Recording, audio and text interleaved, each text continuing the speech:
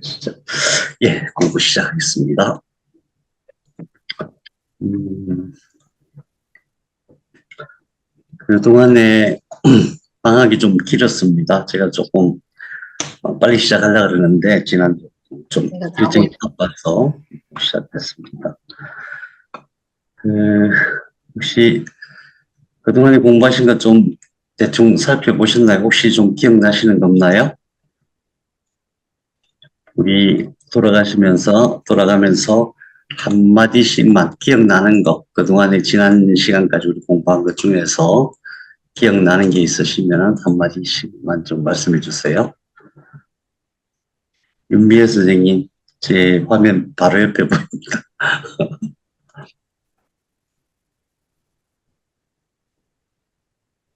그냥 아무거나 기억나는 거 네, 한마디. 세포 차원에서 어, 동일한 의식을 가지고 있다. 예. 세포 차원에서 동일한 의식. 세포가 의식이 있고 그 의식의 근원이 DNA라는 것을 눈치를 채셨네요. 그래서 모든 세포가 동일한 의식을 갖고 있다. 감사합니다. 하지만 우리 윤희경 선생님 혹시 기억나시는 거 있으세요? 죄송합니다. 다시 들으면 기억날 것 같습니다. 그래요.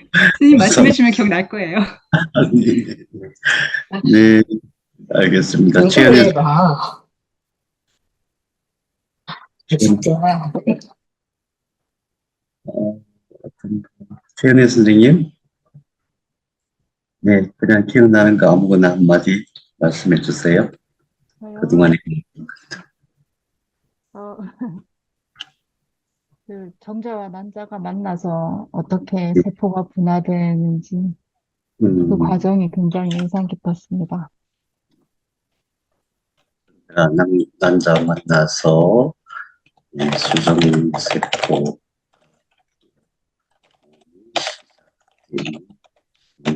한 과정 느끼셨군요.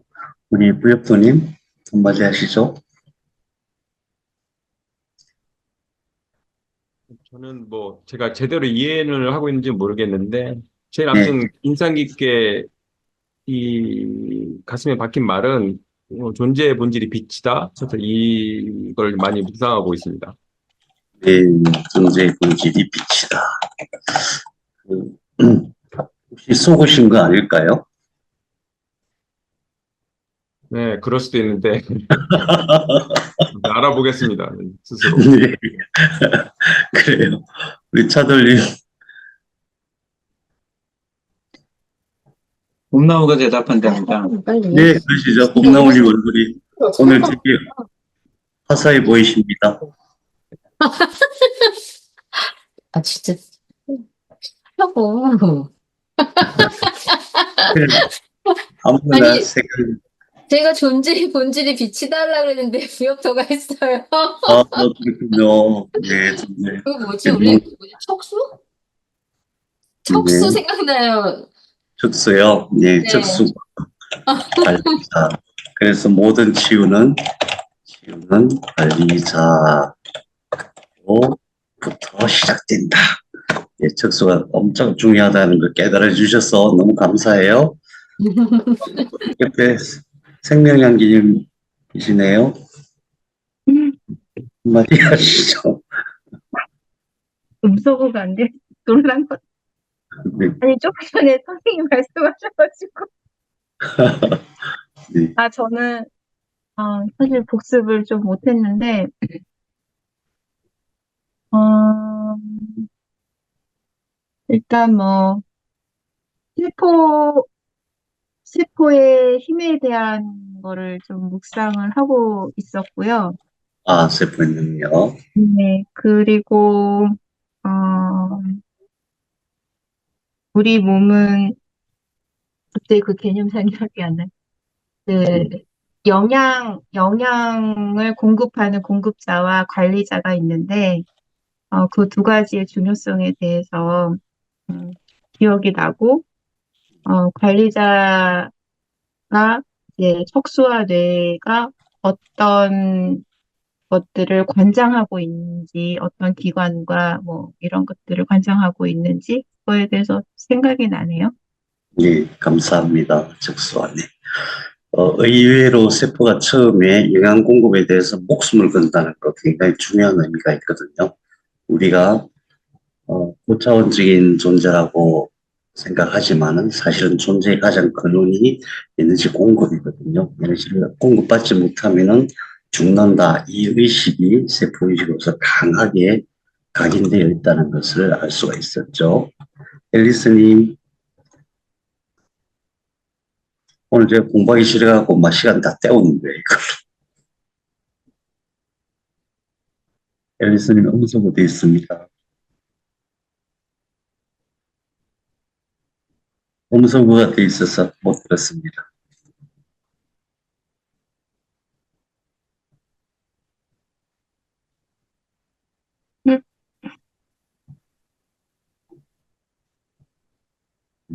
들리세요? 예, 잘 들립니다. 이렇게 늦게 질문하시면 저보고 무슨 말을 하라고. 다른 사람이 다 말해버렸어요. 그러니까요. 에너지 관리는 척수랑 내가 하고 공급은 혈관이랑 심장이 한다? 예. 그 정도? 심장이 공급자. 네, 아주 요약을 잘 하셨습니다. 윤 선생님, 안경원 선생님. 부끄러워서 숨으셨나 봐, 안경원 선생님. 네, 다 듣고 싶은데 시간이 안 될 건지 너무 오늘 땡땡이 치는 것 같아서 안경원 선생님까지만 듣고, 다른 분들은 다음에 또. 어디가 아플 때는 그 아픈 부위를 이렇게 치료하는 게 아니라 그 근원을 찾아서 치료하는 게, 예, 중요하다라는 가 기억이 나네요. 예. 질병은 우리가 어떤 느낌으로, 그러니까 느낌이라는 게 통증이잖아요. 결국 통증으로 나타나는 그 부위를 자꾸 치료하려고 그러면은 거기는 문제의 그 결과이고 그 결과를 가지고 자꾸 치료하면은 또 질병이 재발할 수밖에 없는 거고 그 근원을 제거를 해야만 치료가 된다. 네. 감사합니다. 공부 많이 하셨습니다. 공부 많이 하셨어요.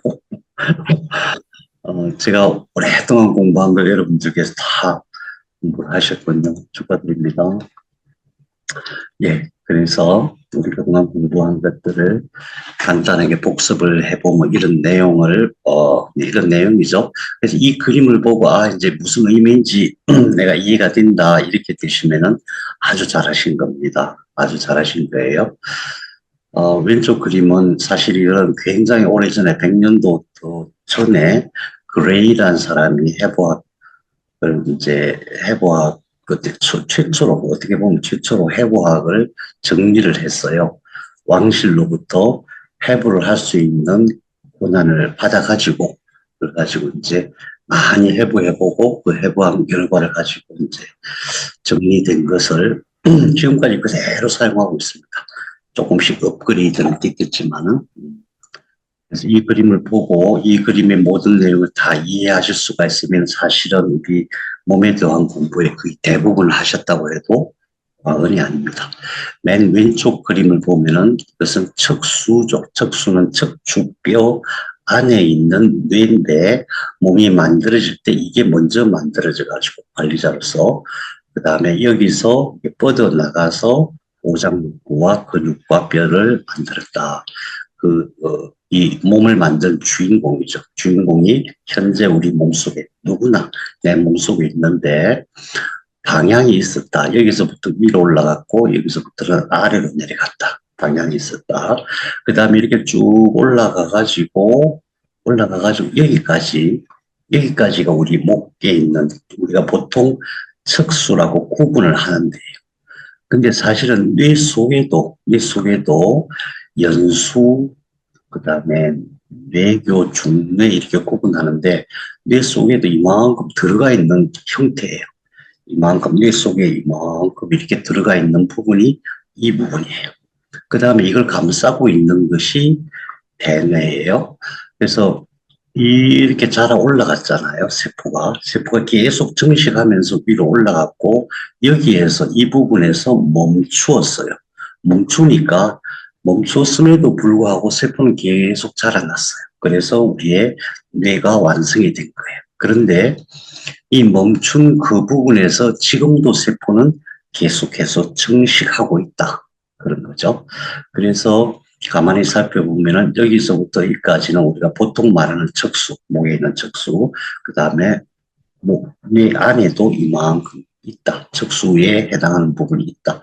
그러면 이 뇌는 뭐냐 하면 여기서 올라오는 몸에 대한 모든 정보를 통합해서 해석하고 예측하고 그 다음에 명령을 내려서 몸이 생명을 유지할 수 있도록 하는 기능을 하는 것이고, 다시 말해서 뇌는 통합 기능하는 것이고, 1차적으로 몸의 모든 건강 문제, 생명 유지 현상을 책임지는 것은 척수에 있다. 그런데 참으로 놀랍게도 바깥에 있는 척수가 이 근육만 관리하는 게 아니고 이 안에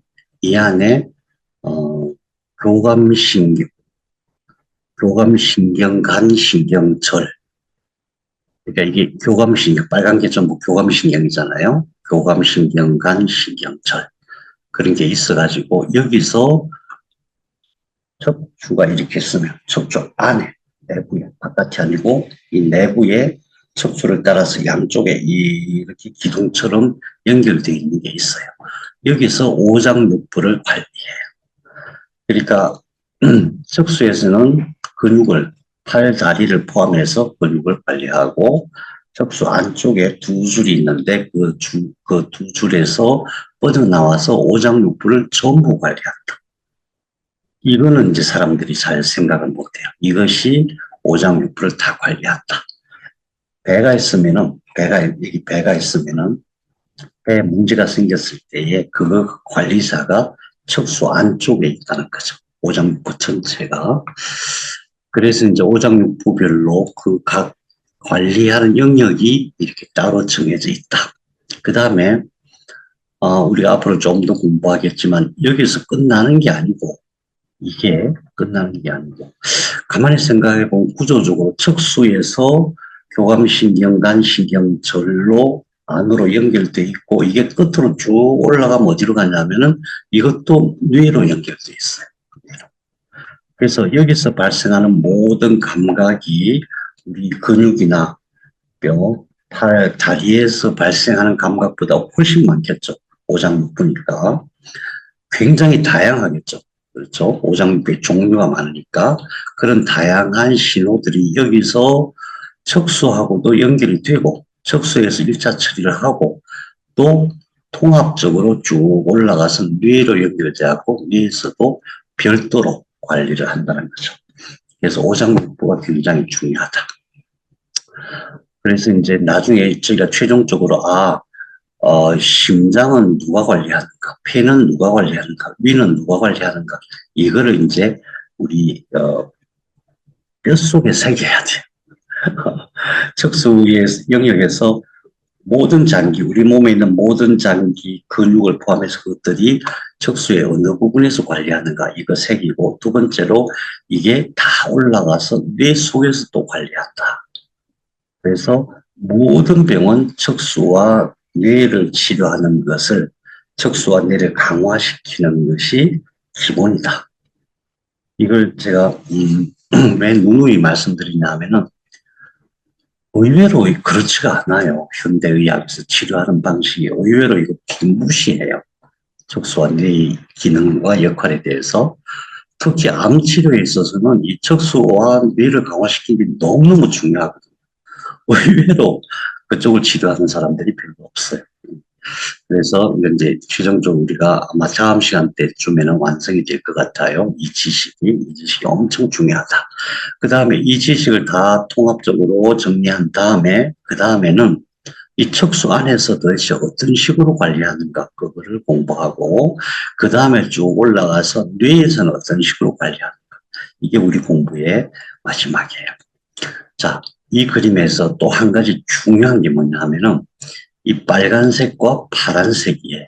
빨간색과 파란색인데 빨간색은 뭐냐 하면은 교감신경이라고 얘기하고 파란색은 부교감신경이라고 얘기해요. 빨간색은 뭐냐 하면은 에너지를 사용하는 신경이에요. 에너지를 사용한다. 이게 어떤 의미냐 하면은 우리가 말을 할 때 몸에서 에너지를 쓰겠구나. 이건 너무나 잘 알겠죠. 달리기 할 때, 운동할 때 몸에서 에너지를 쓰는구나. 이건 너무나 잘 아는데 우리 몸에서 일어나는 모든 생명 활동에 에너지를 쓴다는 건 사람들이 잘 모르죠. 눈을 껌뻑껌뻑 할 때 우리 봄나무 눈을 좀 껌뻑껌뻑 하셨잖아요. 여기에 전개적인 에너지를 많이 써요. 에너지를 써요. 제가 말할 때 써요. 그뿐만이 아니고 우리 몸속에서 일어나는 모든 생명 활동에 이 에너지를 써요. 그 에너지가 ATP라고 들어보셨죠? ATP, 아데노신 3인산, ATP라는 형태로 우리 몸에서 생산이 돼요. 우리 몸은 에너지를 만들어요. 에너지를 만들어서 그것을 제대로 쓰지 않으면, 그러니까 에너지가 부족하면 생명 활동이 일어날 수가 없는 거예요. 그 에너지를 쓰는데 그 에너지를 누가 만드냐면 세포에서 만들고 세포 중에서 미토콘드리아가 만들어요. 재료가 뭐냐면 우리 몸 음식이에요. 그 음식에 있는 무엇을 가지고 음식을 분해했을 때 그 안에 무엇을 가지고 에너지를 만드냐 하면은 빛이에요. 빛. 놀랍게도. 그러니까 모든 음식의 근원은 식물이잖아요. 식물의 엽록소에서 햇빛을 받아요. 햇빛을 받으면 그 햇빛이 광자 단위로 엄청 빨리 움직이니까 탁 붙잡아야 되잖아요. 그래서 전자에다가 담아요. 전자도 엄청 빨리 움직이기 때문에 탄소 6개로 전자를 팍 붙잡아요. 그게 탄수화물이고 그게 모든 생명, 모든 에너지의 근원이에요. 그걸 우리가 먹는 거예요. 그게 단백질이 되든 그게 지방이 되든 그게 사과가 되든 돼지고기가 되든 뭐가 되든 간에 모든 음식의 근원은 그것이에요. 따지고 보면 그냥 빛이에요. 그럼 그게 우리 몸속에 들어오면은 세포 속에서 미토콘드리아가 그걸 분해해가지고 그 빛을 꺼내가지고 ATP라는 저장 창고에 탁 담아놔요. 하루에 ATP를 50kg을 만들어요. 우리 몸에서. 어마어마하게 많은 에너지를 만들어요. 그 에너지를 쓰라고 신호를 보내는 게 바로 빨간색이에요. 교감신경은 그 에너지를 쓰게 하는 거예요. 그럼 부교감신경은 뭐냐 하면은 모든 에너지는 이런 파동의 존재잖아요. 파동의 형태로 있잖아요. 그래서 계속 쓰기만 하면은 우리 그렇잖아요. 만일에 선풍기를 켜놨어요. 선풍기를 하루 정도 켜놓는 게 괜찮겠죠. 이틀. 한 달 내내 켜놨다고 생각해봐요. 그럼 어떻게 되겠어요? 어딘가 고장나겠죠. 그죠? 그런데 만일에 선풍기를, 하루 켰어. 그 다음에는 안 켰어. 또 켰어, 안 켰어. 이런 식으로 사용하면 오래 쓸 수가 있겠죠. 우리 몸도 똑같아요. 미세한 그런 구조체지만은 에너지는 항상 사용하고 또 저장하고, 사용하고 저장하고. 일을 하고 쉬고 이렇게 존재하게 돼 있어요. 그래서 에너지를 사용하지 않는 상태, 에너지를 저장하는 상태로 신호를 보내는 것이 바로 파란색이고 그게 부교감신경이에요. 그래서 우리는 가만히 앉아있어도 몸속에서 에너지를 엄청 써요. 왜냐하면 생명물질을 만들어야 되고 또 심장은 뛰어야 되고 음식물을 소화시켜야 되고 그런 모든 것이 에너지를 쓰거든요. 그런데 그 에너지를 쓸 때와 안 쓸 때를 잘 구분해 갖고 우리 몸이 오래 유지될 수 있도록 하는 진짜 주인공은 이 부교감신경이에요. 근데 놀랍게도 부교감신경이 오장육부 모든 영역의 부교감신경이 파란색이 여기 뇌줄기에서 나와요. 뇌줄기에서. 그러니까 척수와 연결된, 뇌 속에도 척수와 연결되어 있는 그 지점을 뇌줄기라고 해요. 뇌줄기에서 나와요. 자, 그거는 그럴 수 있겠지. 그래서 이게 어디로 나오냐 하면, 이것이 어디로 나오냐 하면, 뇌줄기에서 여기로 나와요. 여기. 그것을 미주신경이라고 해요. 미주신경이 이렇게 목 안쪽으로, 양쪽으로 이렇게 쑥 들어간 지점 있죠. 그 속에서 미주신경이 흘러나와요. 그 모습이 바로 이 두 번째 그림이에요. 미주신경 여기서 양쪽으로 이렇게 나와가지고 목을 타고 내려와서 목부터 시작해서 이 얇은 선이 보이죠? 목부터 시작해서 모든 장기, 예외 없이 모든 장기에 부교감 신경으로서 작동을. 자, 그래서 네. 되게 헷갈리게 돼 있어요. 자세히 보시면은, 깨진 거 아니지? 네. 자세히 보시면은, 척수에서 나와서 에너지를 사용하게 하고, 그 다음에 뇌주기에서는 나와서 에너지를 세이브하게 해요. 척수는 교감. 그 다음에 여기 미주신경으로 내려와서는 부교감. 그래서 여기가 엄청 중요해요. 그래서 여기가 엄청 중요해요. 오장육부에 어떤 문제가 있을 때, 특히 뇌와 잘 소통이 안 된다는 여기가 엄청 중요하다는 거. 이게 조금 나중에 다 정리하면 간단한데, 자꾸 이제 중복되는 부분이 있어요. 조금 복잡하긴 한데, 어쨌든 여기서부터 시작해요. 미주신경이라는 것이 있다. 뇌에서 내려와가지고 오장육부를 다 관리한다. 원칙적으로 척수에서 다 관리하는데 부교감 신경은 여기서 내려와서 다 관리한다. 이걸 기억하셔야 돼요. 이해하려고 하지 마시고 기억하시기 바랍니다. 근데 아주 특별한 게 있어요. 희한하게, 자, 이 위에서 보면은 눈, 그 다음에 여기 목에 있는 모든 기관, 그 다음에 심장, 폐, 위, 그 다음에 담낭, 간, 췌장, 비장, 신장, 이거 소장. 또 내려가 봐요. 대장의 일부까지 목에서 내려와가지고 미주신경이 관리하는데, 부교감 신경 지금 얘기하는 거예요. 지금 이거. 예외적으로 여기서부터 이거는 밑에서 나와요. 예외적으로. 부교감 신경이. 이 밑에서 나오는 게 뭐냐면, 이 대장은 관리죠, 그죠? 대장은 미주신경하고도 연결돼 있고, 밑에서 나오는 부교감 신경하고도 연결돼 있어요. 그래서 이걸 어떻게 보냐 하면은, 대장의 일부, 특히 그 중에서 직장은 여기서 따로 관리한다, 이렇게 봐야 돼요. 자, 지금, 이거는 그냥 일반적인 상식이에요. 근데 특별한 것은 이게 어디냐 하면은 천골이거든요.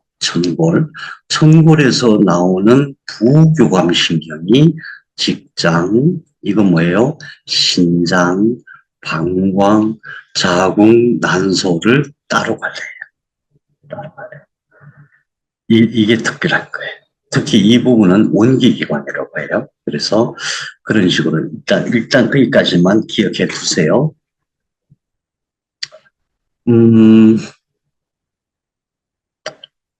이것은 뭐냐 하면은 이걸 말하는 거예요. 이거.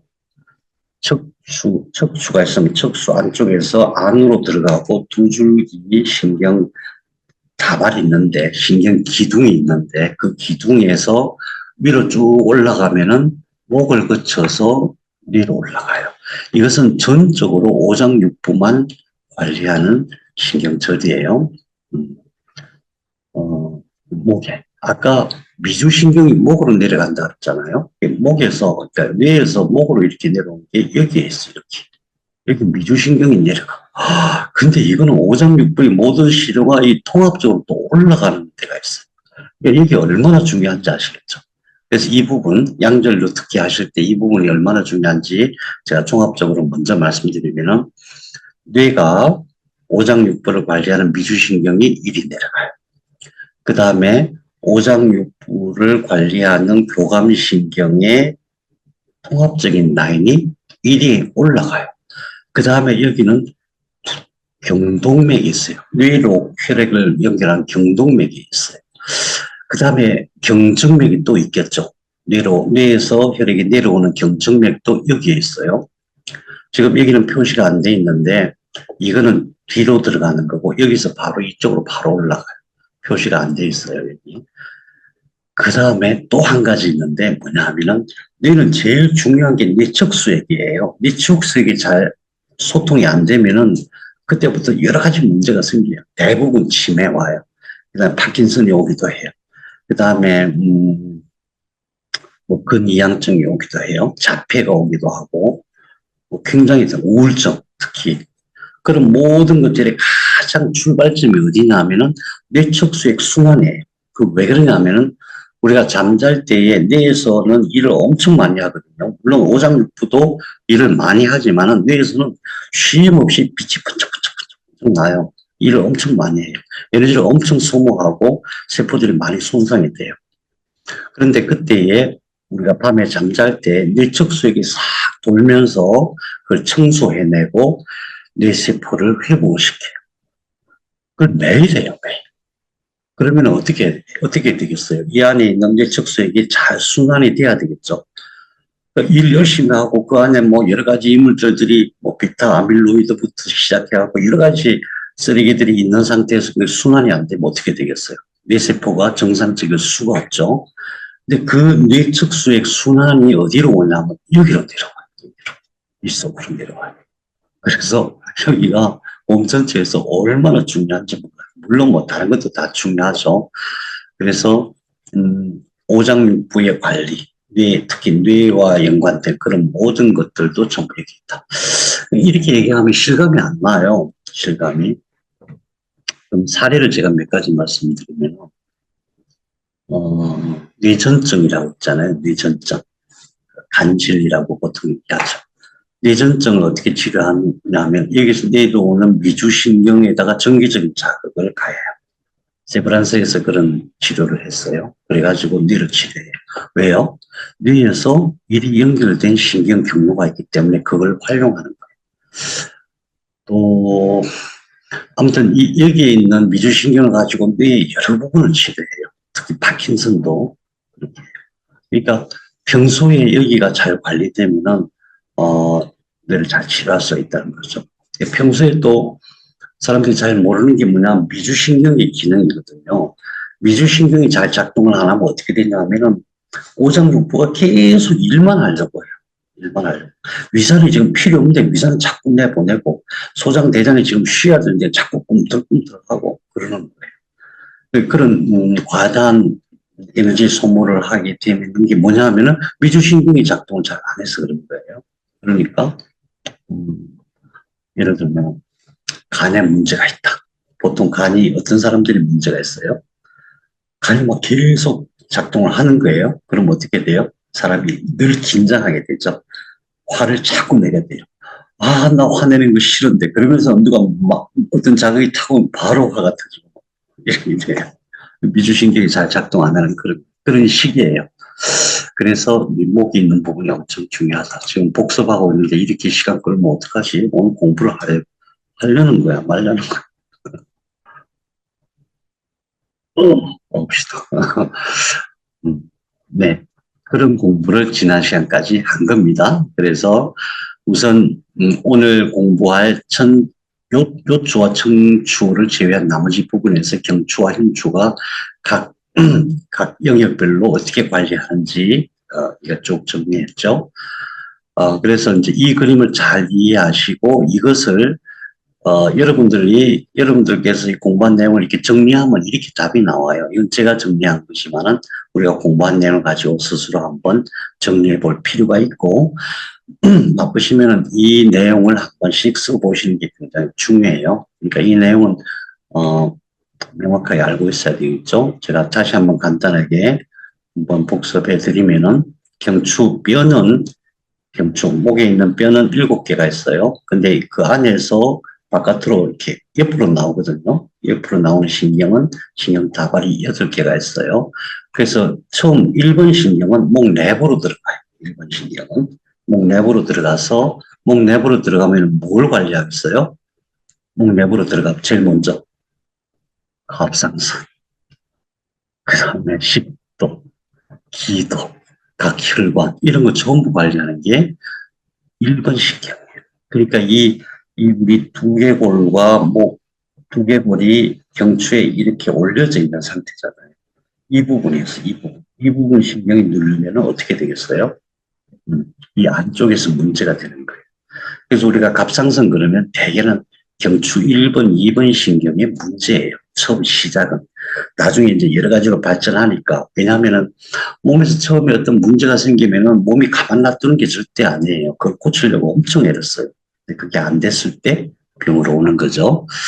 그래서 이 목의 균형을 잘 유지해서 이 안에 있는 뇌인 경추, 경수, 그것이 건강하게 하는 것이 얼마나 중요한지 몰라요. 척수는 다 그래요. 다 그래요. 2번은 옆으로 나와가지고, 예, 뒤로 가죠. 뒤로. 3번은 옆으로 나와가지고, 이쪽 관리하는데, 중요한 게 뭐냐면은 3번하고 4번, 옆에, 여기 이 부분이에요. 3번, 4번이 횡격막을 관리해요. 횡격막. 3, 4, 5번이. 3, 4, 5번. 그리고 보통 그런 경우 혹시 있으시는지 모르겠는데, 아무 이유 없이 갑자기 막 숨이 잘 안 쉬어지는 거예요. 엄청 두렵잖아요. 이러면서. 호흡을 하려고 애를 쓰는데 잘 안 되고. 왜 그래요? 예. 이 신경이 눌린 거예요. 3, 4, 5번. 우리가 평소에 이 양절류 할 때 기본적으로 이제 목을 관리하고 이 안쪽을 관리하고 하는 것이 얼마나 중요한지. 예. 그런 거 기억하시고, 그 다음에, 5, 6, 7, 8번. 여기서 나오는 5, 6, 7, 8번이 전부 100% 어깨에서부터 팔로 간다. 팔의 모든 문제는 여기 문제다. 기억하시고, 그 다음 흉추는 아주 쉬워요. 1번부터 7번까지가 늦각, 이 갈비뼈 속으로 들어가서 앞으로 가요. 그래갖고 뭘 치료하냐면은 1번부터 5번까지가 폐와 기관지, 심장 관리가. 그 다음에 1번부터 4번까지, 그 다음에 5번부터 11번까지가 복강신경절이라고 해서 안으로 들어가가지고 이거예요. 이거 안에 들어가서 모든 장기, 특히 소화기 전부 얘가 관리해요. 그래서 흉추가 휘거나 측만이 되면은 여기가 당연히 문제가 되겠죠. 예. 그 다음에 아까 얘기했던 교감신경단 신경절, 척수 앞에 있는 교감신경절 쭉 올라와서 이 목을 타고 내려가는데 이 목에 있는 것들이 주로 심장과 폐를 관리한다. 그래서 폐와 심장은 목에서도 관리하고 1번부터 4번 흉추에서도 관리한다. 같이 했습니다. 오늘 뭐 할 거냐면 이거예요. 이 부분. 여기까지 우리가 공부한 것이고 나머지 이 부분이에요. 이거는 뭐냐 하면은 요추 1, 2, 3 청추 요추 1, 2, 3, 청골 2, 3, 4. 이쪽이 요추 1, 2, 3에서 나와가지고 안으로 들어가서 어디로 연결되냐면은 직장, 신장, 방광, 자궁, 난소를 관리하는 게 이거다. 근데 관리한다는 게 이 빨간색은 교감신경. 일을 시키는 신경이고, 청골에서 나와가지고 이 신경은 직장, 신장, 방광, 자궁, 난소. 이쪽은 현대의학에서 잘 치료를 못해요. 잘 치료가 안 돼요. 특히 이쪽에 암 생기면은 약이 별로 없어요. 그래서 우리는 이쪽 치료할 때, 이거구나. 요추 1, 2, 3, 청추 2, 3, 4. 이걸 꼭 기억해 두셔야 돼요. 오늘 그것을 공부할 텐데, 우선 제일 먼저 중요한 게 자세가 얼마나 중요하냐. 네. 보시겠습니다. 디스크는 한 덩어리의 물렁뼈가 아니다. 디스크는 섬유륜이라 불리는 여러 겹의 강한 껍질로 둘러싸여 있다. 가운데에는 젤리처럼 생긴 수핵이 있다.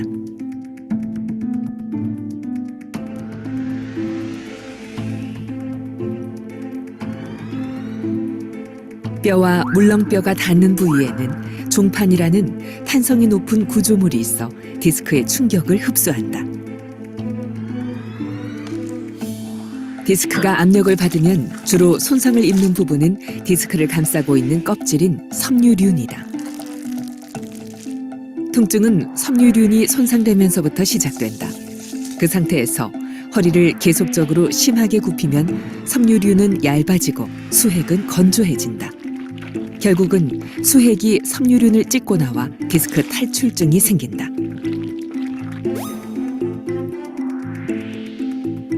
그 결과 통증은 더 심해진다.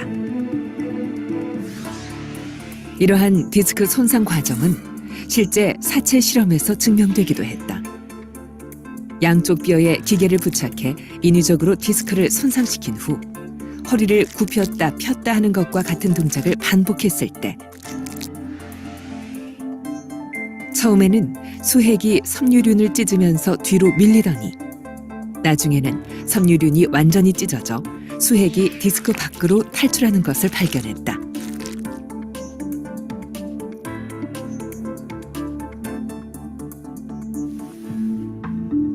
디스크 탈출은 허리 통증을 일으키는 대표적인 원인. 그런데 왜 어떤 사람은 허리만 아프고 또 어떤 사람은 허리와 다리까지 아프게 되는 걸까? 허리 통증은 크게 두 가지다. 허리에 국한된 디스크성 통증과 다리까지 뻗치는 방사통이다. 디스크 속에 있는 수핵이 섬유륜을 찢어 상처가 생기면 수핵세포가 죽으면서 염증 물질이 생긴다. 이 과정에서 통증이 발생하게 되는데 이것이 디스크성 통증이다. 허리 주위에만 통증이 국한되어 나타나는 경향이 있다. 디스크 섬유륜의 상처가 심해지면 섬유륜이 얇아지고 수액도 건조해져 수액이 섬유륜을 찢고 밖으로 탈출한다. 이때 척수나 신경가지가 눌려 다리가 저리기도 한다. 또 수액이 탈출되면서 생긴 염증 물질이 신경에 닿아 신경 뿌리에 염증이 생긴 다음 그 신경 뿌리가 눌리거나 당겨질 때 심한 통증이 다리 쪽으로 뻗치는데 이를 방사통이라고 한다. 방사통은 허리에서 통증이 시작하여 엉덩이를 지나 허벅지, 종아리, 발로 내려가는 양상을 보인다. 방사통의 고통은 상상을 초월한다. 디스크의 수핵이 껍질을 뚫고 탈출하면 죽은 수액에서 나온 염증 물질이 신경 뿌리와 그 뒤쪽으로 흘러나온다. 신경 뿌리 뒤쪽엔 감각신경 세포들이 모여있는 배측 신경절이라는 신경 다발이 있는데 이쪽에 염증 물질이 묻게 되면 극심한 통증이 유발된다. 결과적으로 방사통의 고통은 배측 신경절과 밀접한 연관이 있다.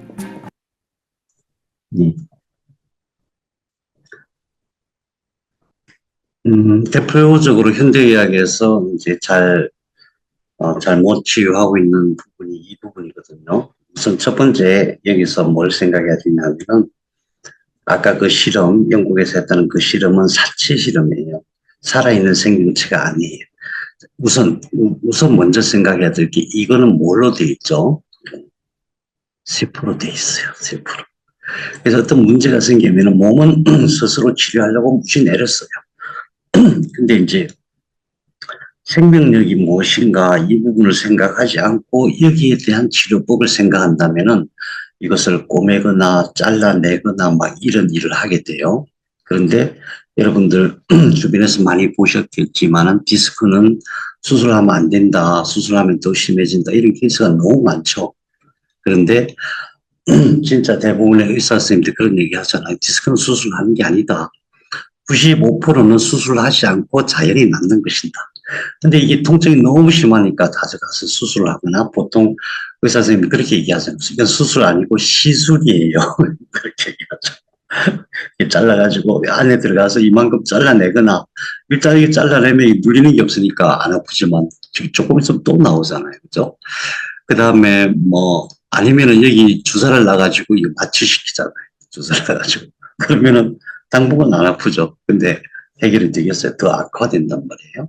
첫 번째 우리가 생각해야 될 것은 세포다. 세포는 생명력이 있다. 그래서 이런 경우를 하더라도 그냥 단순하게 이렇게 보면 희망이 없네. 집도를 해야 되겠네. 내가 무슨 고치는 활동을 뭘 해야 되겠네. 이렇게 생각하는데 그렇지 않다는 거죠. 두 번째로 왜 못 견디냐면은 너무 아파요. 너무.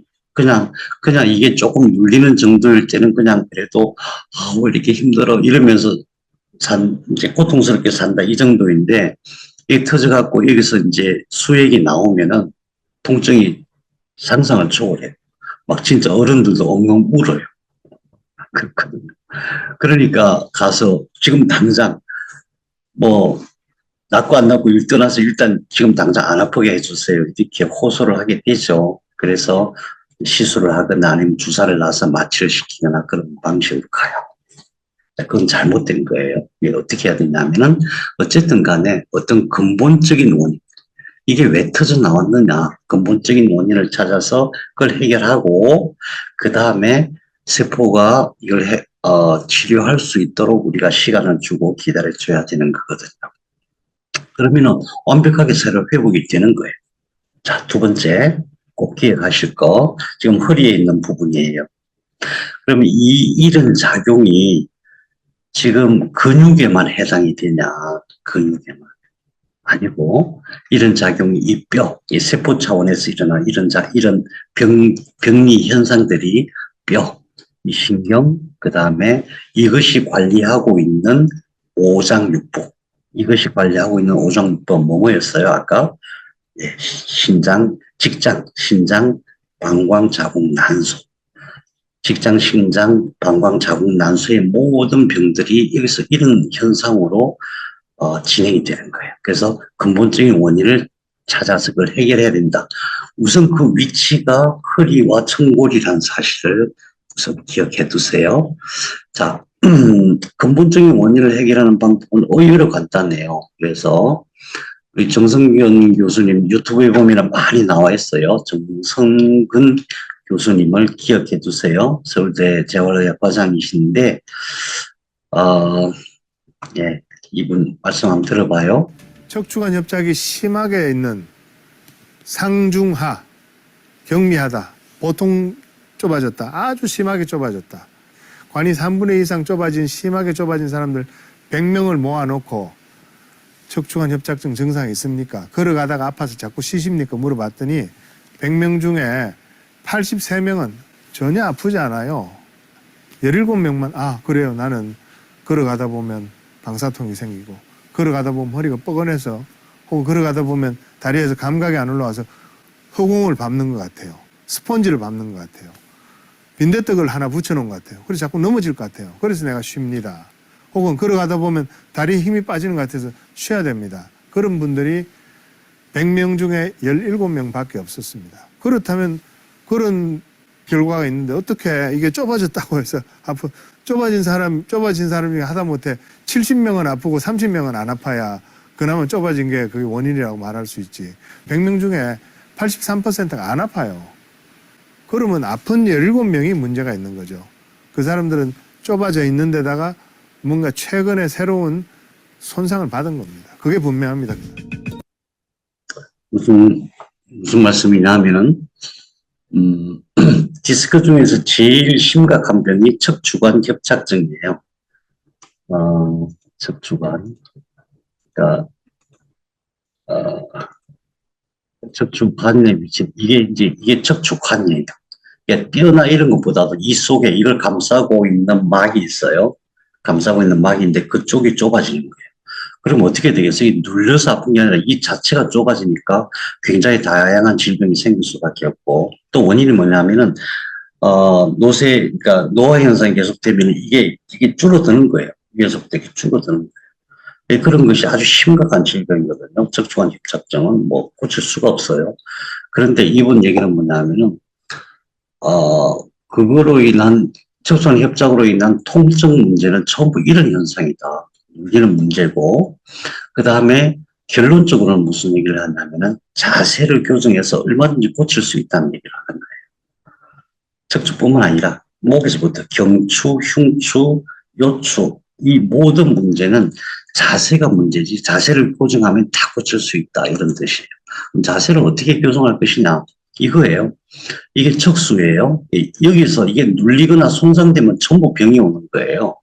이게 눌리거나 손상되면은 근육뿐만 아니라 팔, 다리뿐만 아니라 오장육부 전체가 병이 와요. 예를 들면은 여기서 이렇게 딱 손상이 되잖아요. 그럼 전신 마비가 오잖아요. 그죠? 왜 그래요? 이게 관리자기 때문에 그런 거죠. 여기서 이게 절장이 되면 못 걸어 다니잖아요. 그죠? 근데 그게 근육에서만 나타나는 현상이 아니고 이게 오장육부도 관리하니까 오장육부도 같이 약해져요. 그런데 아까 정성균 교수님 얘기는 뭐냐면은 이 모양을 제대로 유지시켜 주면 된다. 왜? 이걸 보호하고 있는 아주 강력한 뼈들이 있어요. 그 뼈를 붙잡고 있는 근육이 있고 이걸 제대로 잘 유지를 시켜주면 되는데, 현대인들의 생활 방식이 이 모양을 제대로 못 만든다는 거예요. 여기 경추는 여기서 안쪽으로 약간 휘어야 돼요. 그래서 경추 전만, 앞으로 휜다는 전만이라 그래요. 흉추는 뒤쪽으로 약간 휘어야 돼요. 뒤로 휜다고 해서 후만이라고 해요. 흉추 후만. 요추는 안쪽으로 살짝 휘어야 돼요. 그래서 요추는 전만. 경추 전만, 흉추 후만, 요추 전만. 이 자세만 제대로 유지하면은 웬만한 근본적인 병이 해결될 수 있다.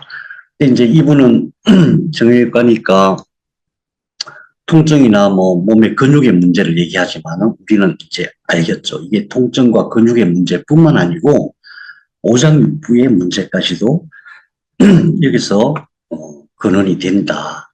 그런 뜻이에요. 그래서 자, 그러면 이제 나중에 우리가 치료를 할 때 위치를 잡아야 되죠. 여기가 몇 번인지 모르니까 이거 꼭 기억하시기 바랍니다. 뒤에서 등을 보고 몇 번 척추인지 척추의 번호를 알아차리는 방법이 이거예요. 우선 목에서 이게 전만이니까 목이 약간 이렇게 휘어 있잖아요. 전만에서 끝에 부분이 의외로 좀 많이 튀어나와 있어요. 그래서 목에서 손을 쭉 대갖고 탁 걸리는 부분이 7번이에요. 경추 7번. 그 다음에 양쪽에 견갑골이 있잖아요. 견갑골의 끝지점, 견갑골 모서리를 연결하면은 지금 3번으로 나오는데 대개 2번과 3번의 중간 정도 같아요. 일단 그렇게 그 정도만 짐작을 해도 나머지 이렇게 찾아낼 수가 있어요. 세보면 되니까. 견갑골 끝단을 연결하면은 거기가 2번과 3번의 중반쯤 된다. 그 다음에 견갑골의 말단을 연결하면 여기가 7번이에요. 이게 7번 척추 아래 지점이 돼요. 물론 사람마다 근육이 있기 때문에 정확하게 잡기 힘들어요. 근데 일단 잡아놓고 이렇게 점검을 해보면 쉽게 알 수가 있어요. 그래서 경추 7번은 손으로 이렇게 탁 걸리는 부분, 그 다음에 견갑골 끝단을 연결하면은 2번과 3번, 그 다음에 말단을 연결하면 7번. 그 다음에 쭉 내려오면은, 늑골이 있죠. 네, 늑골. 여기, 늑골을 이렇게 잡으면 여기가 잡혀요. 끝이 안 잡히고 여기가 잡혀요. 늑골은 12개잖아요. 12개 중에서 10개까지는 앞으로 연결되어 있고, 끝에 있는 2개, 이거와 이거는 앞으로 연결이 안 돼 있고 중간에 끊어져 있어요. 그래서 맨 마지막에 있는 12번 늑골을 연결하면 여기가 요추 2번이 돼요. 요추 2번. 네. 그 다음에 맨 끝에 가면은, 밑에 내려가면은 장골이 있죠. 장골릉이라고 해요. 장골의 맨 윗부분. 장골릉을 연결하면은 이게 요추 4번이 돼요. 이렇게 해서 우리가 번호를 찾을 수 있는 거예요. 치료할 때 아주 기본이니까 꼭 기억하시기 바랍니다. 다시 눈 감고 생각해봐요. 경추 쭉 훑어내리면은 7번. 그 다음 견갑골 양쪽 옆에를 연결하면은 2번과 3번. 견갑골 말단을 연결하면은 7번. 그 다음에 늑골 끝단을 연결하면은 요추 2번. 장골릉, 장골 끝단을 연결하면은 요추 4번. 이렇게 기억하시면 됩니다. 요수와 천수, 요추 안에 들어있는 뇌를 요수라고 하고 천골 안에 들어가 있는 뇌를 천수라고 하죠. 그래서 이것들이 어디를 관리하는가? 우선 오장육부 이전에 근육과 관련돼서는 여기 보세요. 이 맨 위는 흉수예요. 맨 위에 흉수. 흉수 12번. 우리 지난번 시간 아까 봤던 것 중에서 흉수 1번부터 4번까지는 폐와 심장을 관리한다 그랬죠. 흉수 5번부터 11번까지는 소화기 전체를 관리한다 그랬죠. 근데 흉수 12번이 안 나왔잖아요. 그죠? 흉수 12번은 뭘 관리할까요? 치골을 관리해요. 치골을. 흉수 15번은 이 가서 맨 밑에 있는 뼈 있는데 그 영역을 관리를 해요. 그럼 거기까지 끝났으니까 요추 1번부터 5번까지가 어디로 가는지 보세요. 요추 1번부터 5번까지가 이건데 이게 쭉 내려가고 발끝까지 연결돼요. 그래서 요추에 있는, 요추 안에 있는 뇌와 거기서 연결된 신경망은 전부 다리를 관리해요. 다리를. 그 다음에 천골이 있죠. 여기 천골 1번부터 5번까지 신경이 있어요. 천골 1번부터 2번까지는 다리 후면, 2번부터 6번까지는 엉덩이와 항문 주변, 생식기 주변까지. 그래서 그쪽에 근육에서 일어나는 모든 질환, 모든 증상, 통증 이런 것들은 이걸로 관리하는데 눈을 감고 생각해봐요. 흉추 12번은 치골로 내려간다. 치골 방향으로 이렇게 뒤에서 이렇게 내려가겠죠. 그 다음에 요추 1번부터 5번까지는 100% 다리로 연결되어 있다. 그러니까 허리에서부터 다리까지 연결되는 모든 근육을 얘가 관리하는 거예요. 그 다음에 천골 1번부터 5번 중에서 1번, 2번은 다리 후면으로 연결되어 있고, 다리 후면으로. 그 다음에 천골에 있는 2번, 사실 2번이 중첩이 돼요. 2, 3, 4, 5번은 엉덩이 전체. 엉덩이가 왜 중요하냐면 몸 전체를 딱 뜨는 마치 기초와 같은 거예요. 기초. 몸의 기초. 엉덩이 근육이 굉장히 중요해요. 그 내부도 중요하지만. 그래서 꼬리뼈도 엉덩이. 그렇게 우선 대체적으로 가닥을 잡아놓고, 이거는 이제 피부 분절 더마톰이라고 해요. 이것은 원래는 이 안에 있는 근육과 신경을 다 분류해서 해야 되는데 너무 복잡해요. 그렇게 하면 복잡하니까 그냥 이걸로 보면서 간단하게 외워두시는 게 좋아요. 첫 번째, 허리뼈 12번은 아까 치골로 간다 그랬죠. 무슨 뜻이냐면 여기서부터 12번, 여기서부터 이렇게 해서 치골까지 이렇게 간다는 뜻이에요. 그 다음에 요추 1번, 2번, 3번이 어디로 가냐면 요추 여기에요. 여기 요추 1번, 2번, 3번이 어디로 가면 이리 가요. 이렇게.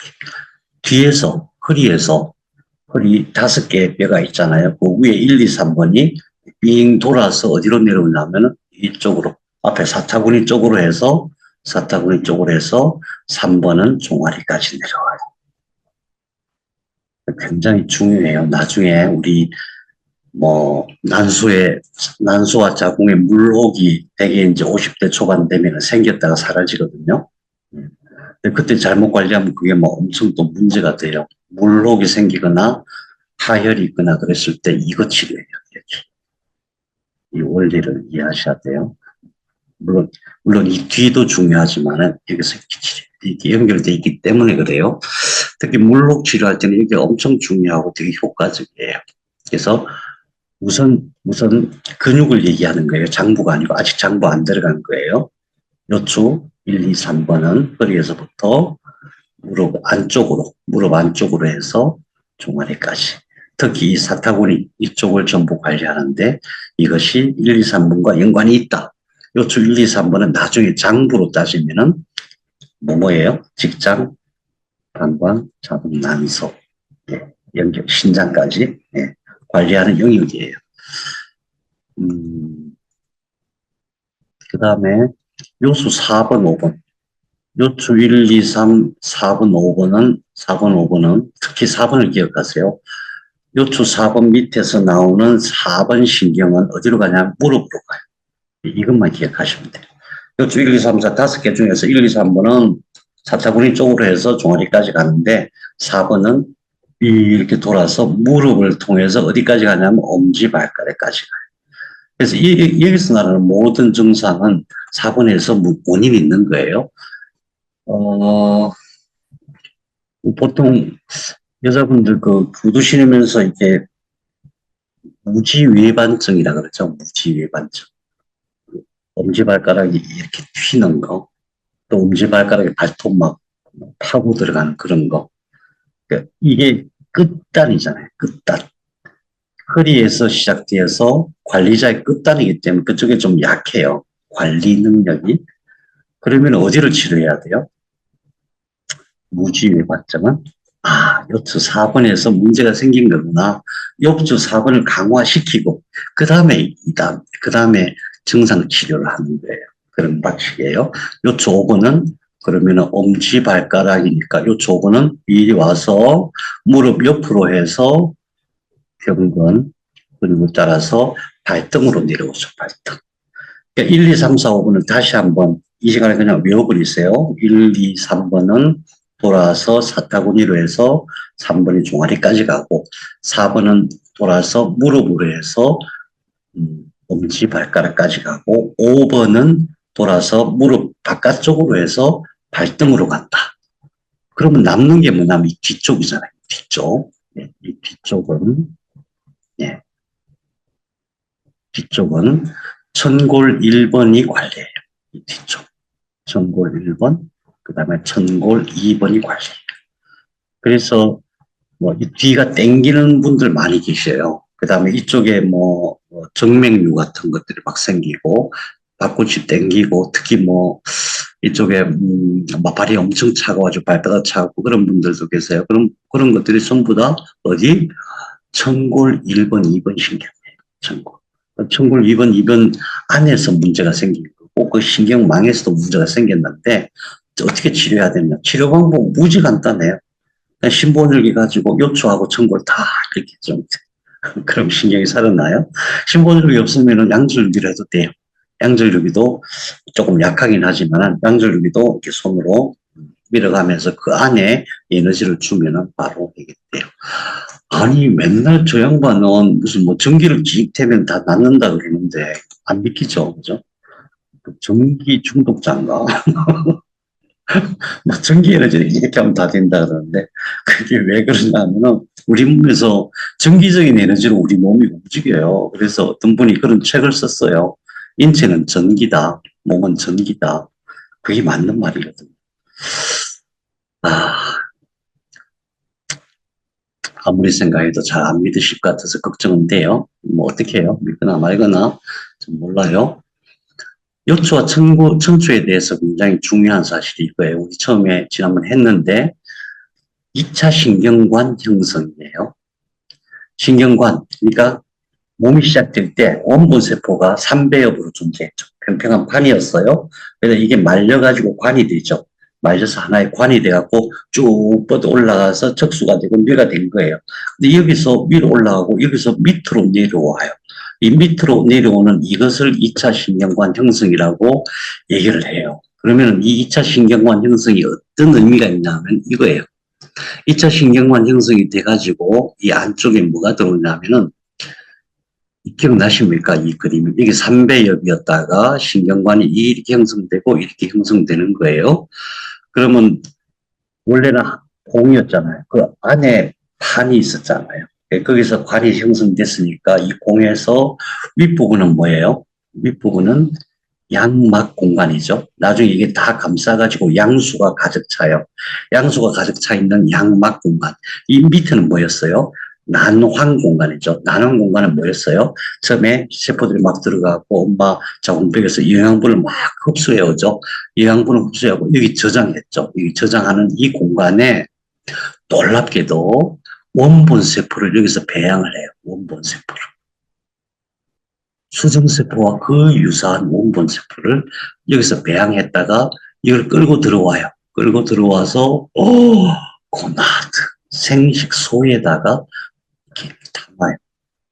생식소가 뭐냐면은 처음에는 이게 남녀 구분이 없으니까 생식소라고 하는데 이게 나중에 하나는 남자는 난소가 되고 여자는 난소가 되고 남자는 정소가 돼요. 정소와 난소와 동일한 위치에 처음에 있었어요.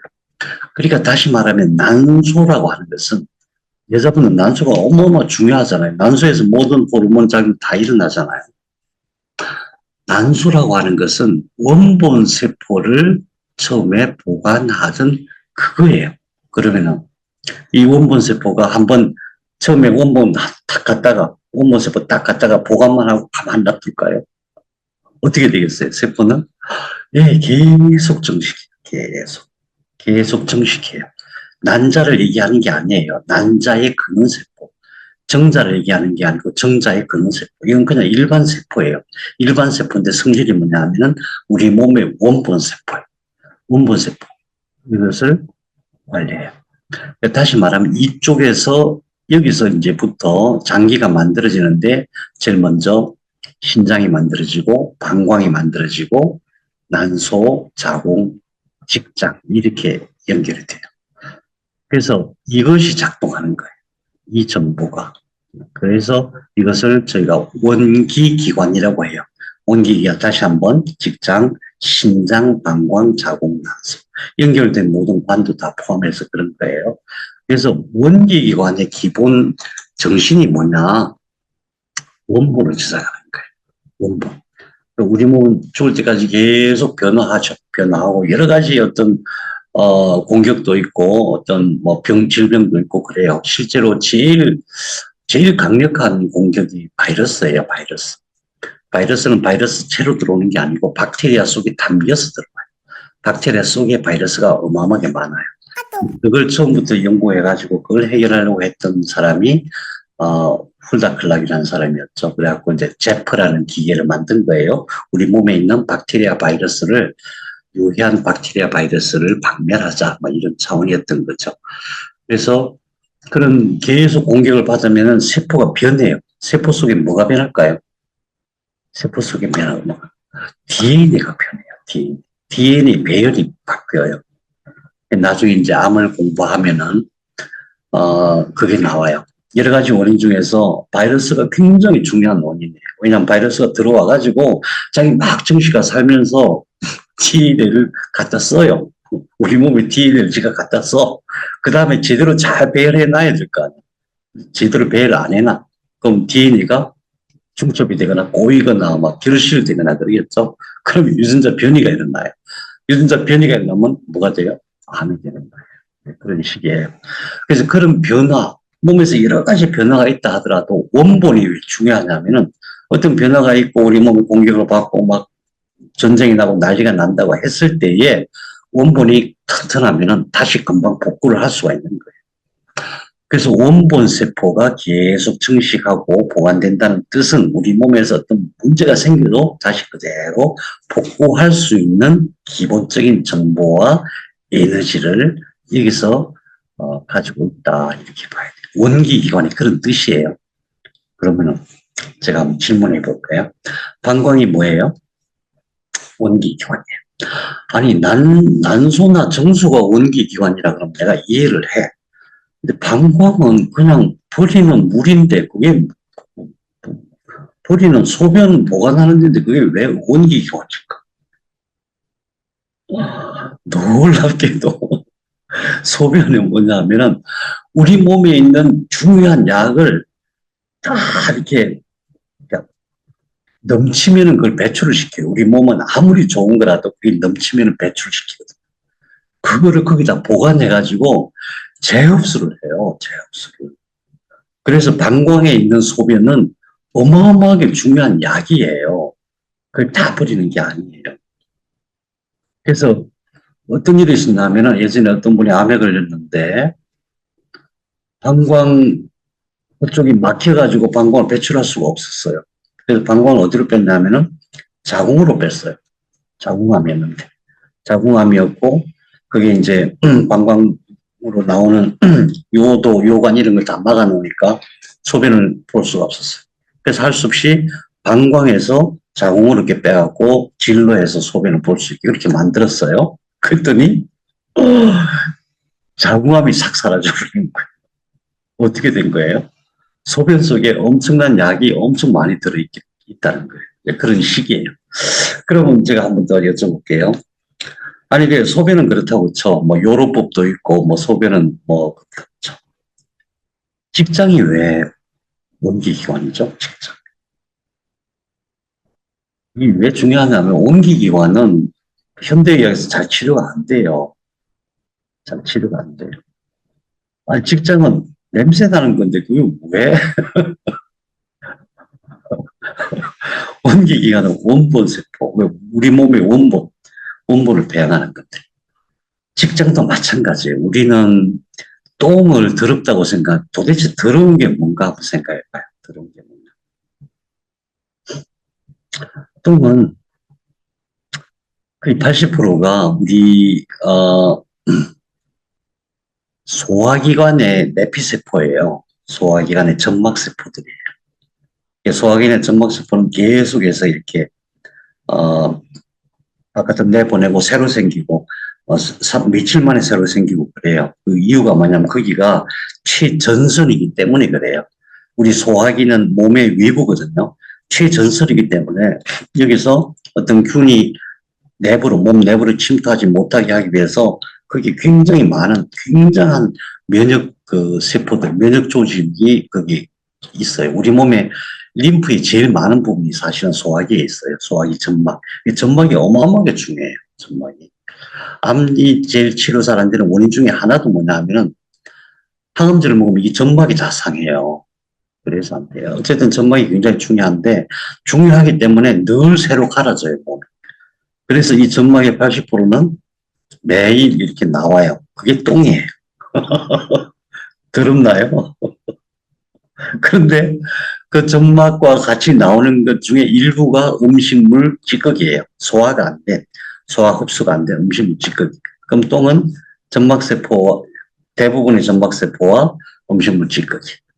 근데 왜 냄새가 나냐고. 그죠? 냄새만 안 나면 뭐 괜찮은데, 보기도 예쁜데 말이죠. 왜 냄새가 나냐면 그 안에는 장에 있는 미생물들이 같이 나오기 때문에 그래요. 특히 장에 있는 미생물 중에서 메탄가스를 만드는 고세균 종류가 있어요. 그런 것들이 같이 나와서 그런 거예요. 고세균, 메탄을 만드는 고세균들이 너무 많아서 냄새가 지독한 거지만 사실은 건강할 때는 그렇게 많지가 않아요. 그래서 똥도 사실은 더러운 게 아니다. 미생물들 입장에서는 최고의 식품이에요. 미생물들한테는. 바이러스, 박테리아한테는 똥이 최고의 식품이에요. 최고의 건강식이에요. 그래서 똥이 있으면 사방에서 미생물들이 모여드는 거예요. 그래서 우리가 더럽다고 하는 것이 결코 더러운 게 아니에요. 그것이 모이는 데가 어디예요? 그게 직장이에요. 그럼 직장에서는 어떻게 해? 거기서 중요한 것들, 거기서 아주 중요한 지방산 여러 가지가 있어요. 지방산을 다시 재흡수해요. 그래서 중요한 몸이 만든 약을 또 재흡수를 해요. 그래서 원기기관이에요. 원기기관은 그냥 소화기하고 완전히 차원이 달라요. 제가 지금 무슨 얘기하다 여기까지 갔는지 모르겠어요. 원기기관은 처음에 원본세포부터 시작된 것이다. 굉장히 중요합니다. 나중에 이거 다시 이 원본세포가 도대체 우리 몸 생명 활동에 있어서 어떤 영향이 있는지 나중에 다시 한번 살펴보기로 해요. 여러분, 제가 시간이 지났네요. 지났는데 이 부분은 너무 중요해요.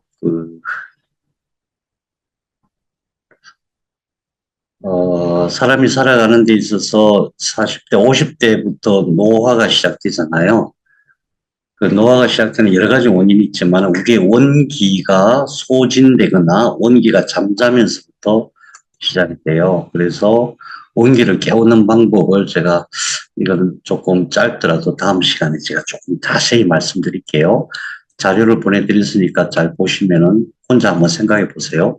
원기관을 관리하는 데가 여기 요추, 그 다음에 천추 그쪽이구나. 근데 위치가 여자는 여기구나. 이게 여기서 모여갖고 사방으로 쫙 퍼지는구나. 그러면은 스위치가 꺼지는데 그 스위치를 어떻게 살릴까? 이런 것들이에요. 나머지 다음 시간에 좀 보충하고 또 넘어가도록 하겠습니다. 여러분 질문 있으면 하세요. 없으시면은 제가 강의를 잘 한 거예요.